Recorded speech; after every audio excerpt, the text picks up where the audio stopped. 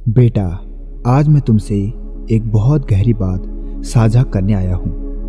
मैं देख रहा हूँ कि तुम काफ़ी समय से अपने जीवन में एक भारी बोझ, एक अनदेखी चिंता, एक दबी हुई बेचैनी लेकर चल रहे हो। तुम्हारी आंखें सबको सामान्य दिखती हैं, तुम्हारी मुस्कान भी पहले जैसे ही दिखाई देती है, परंतु भीतर से तुम थक चुके हो। तुम हर दिन संघर्ष करते हो, पर जब रात को तुम अपने आप से अकेले मिलते हो तो तुम्हारे भीतर एक चुप्पी, एक सवाल, एक पीड़ा जाग उठती है कि कब मिलेगी मुझे मेरी मनचाही नौकरी, कब बदलेगा मेरा जीवन की दिशा, कब खत्म होगा ये इंतज़ार। बेटा, तुम्हारा दुख मैं जानता हूँ, तुम्हारी थकान मैं पहचानता हूँ, तुम्हारे मन का बोझ मैं महसूस कर सकता हूँ। तुम्हारे संघर्ष की हर धड़कन मुझे सुनाई देती है, क्योंकि तुम अकेले नहीं हो, मैं तुम्हारे साथ हूँ। संघर्ष का मूल्य क्या है? बेटा, इस संसार में ऐसा कोई जीव नहीं है जिसे संघर्ष ना करना पड़ा हो। गिलहरी भी कूदना सीखते सीखते कई बार गिरती है, पक्षी भी उड़ना सीखते समय नीचे धड़ाम से गिरता है, बच्चा भी चलना सीखते समय 10 बार गिरता है और 11वीं बार वो जरूर उड़ता है, लेकिन जो उड़ता है वही आगे बढ़ता है। तुम्हारा संघर्ष भी कोई दंड नहीं है, यह तो तुम्हें ऊंचा उठाने के लिए प्रभु की एक प्रक्रिया है, एक साजिश है। जिस प्रकार स्वर्ण को तपाकर ही कुंदन बनाया जाता है, उसी प्रकार तुम्हें भी तपाया जा रहा है ताकि तुम अपनी मनचाही नौकरी के योग्य बन सको।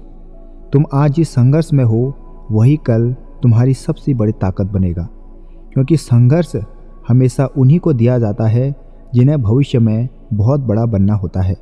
बेटा, मैं तुम्हारी मेहनत देख रहा हूँ। तुम न सिर्फ अपने लिए बल्कि अपने माता पिता, अपने परिवार, अपने भविष्य और अपनी जिम्मेदारियों के लिए दिन रात परिश्रम कर रहे हो। कई बार तुमने रोते हुए पढ़ाई की है, कई बार नींद त्याग कर तैयारी की है और कई बार खुद की इच्छाएं दबाकर लक्ष्य को प्राथमिकता दी है।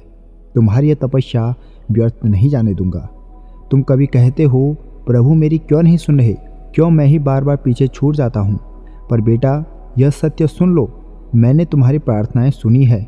हर एक आहट, हर एक पुकार, हर एक विनती मेरे चरणों तक पहुंची है।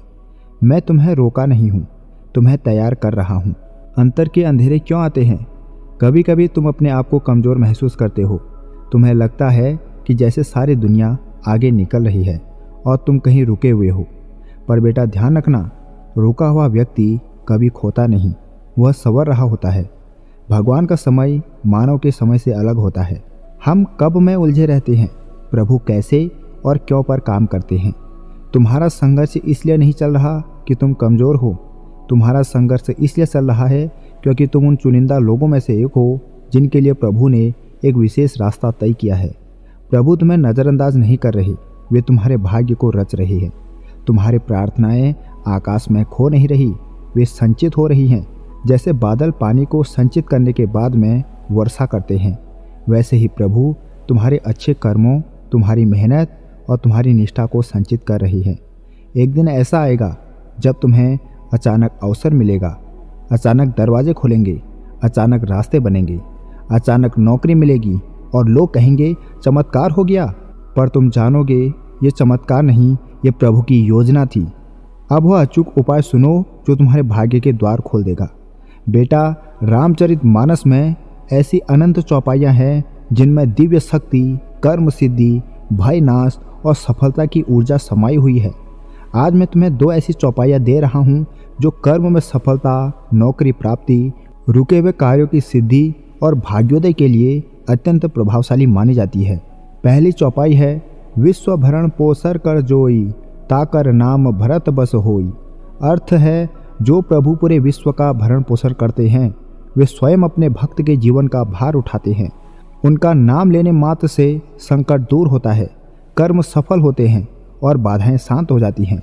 इसका लाभ ये है, यदि आप नौकरी, प्रमोशन, रुके कार्य, भविष्य की स्थिरता या किसी भी प्रकार की करियर संबंधी सफलता चाहते हैं तो यह चौपाई अत्यंत कल्याणकारी सिद्ध हो सकती है। इसके जप से मानसिक शक्ति बढ़ती है, नौकरी के अवसर खुलते हैं, भाग्य आपकी ओर बढ़ता है और इंटरव्यू में आत्मविश्वास बढ़ता है। यदि आप गलत दिशा में जाते हैं तो हालात ठीक होने लगते हैं। दूसरी दिव्य चौपाई है, प्रवस नगर की जय सब काजा, हृदय राखी कौशलपुर राजा।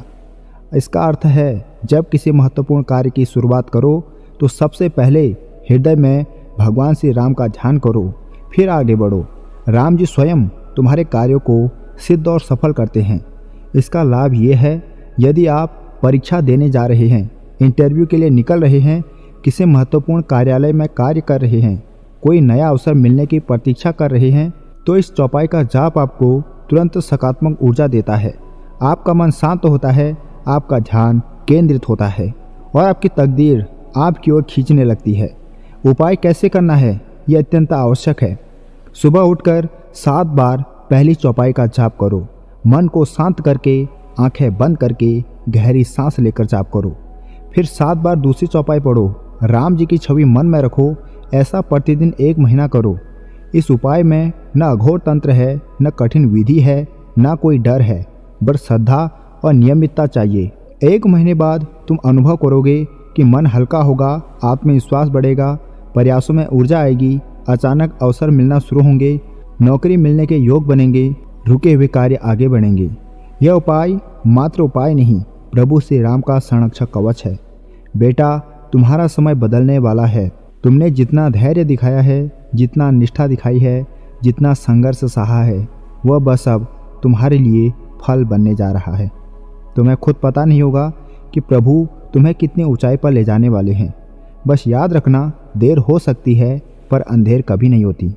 राम का न्याय हमेशा समय पर होता है। तुम्हें अब अपने भाग्य से डरना नहीं, उसे स्वीकार करना है। तुम्हें अब चिंता नहीं करनी, अब तुम्हें बस आगे बढ़ना है, क्योंकि जिस क्षण इंसान डर छोड़ देता है, उसी क्षण उसका भाग्य चमक उठता है। जो राम को हृदय से बुलाता है, राम उसके मार्ग में रोशनी भर देते हैं। जो नीमकौली बाबा के चरणों में विश्वास रखता है, बाबा उसका हर संकट हर लेते हैं। और तुम्हारे ऊपर तो उनकी विशेष कृपा है, उनका आशीर्वाद है। अब यह कर्म समाप्त करते हुए बस इतना कहूँगा कि तुम्हारी मनचाही नौकरी अब अधिक दूर नहीं है। तुम्हारा संघर्ष अब समाप्ति की ओर है। तुम्हारी सफलता अब निकट आ रही है। प्रभु का आशीर्वाद तुम्हारे सिर पर है। नीमकौली बाबा की कृपा तुम्हारे पीछे पीछे चल रही है। बस 1 महीने तक प्रतिदिन श्रद्धा से यह चौपाई पढ़ो। तुम स्वयं अपने जीवन में परिवर्तन देखोगे। अब इसे अपने उस दोस्त के साथ शेयर करो जिसे तुम जीवन में कुछ बड़ा देखना चाहते हो। और इस वीडियो को लाइक करते हुए कमेंट में जय श्री राम लिखो और अपनी नौकरी के लिए धन्यवाद करो। जय श्री राम।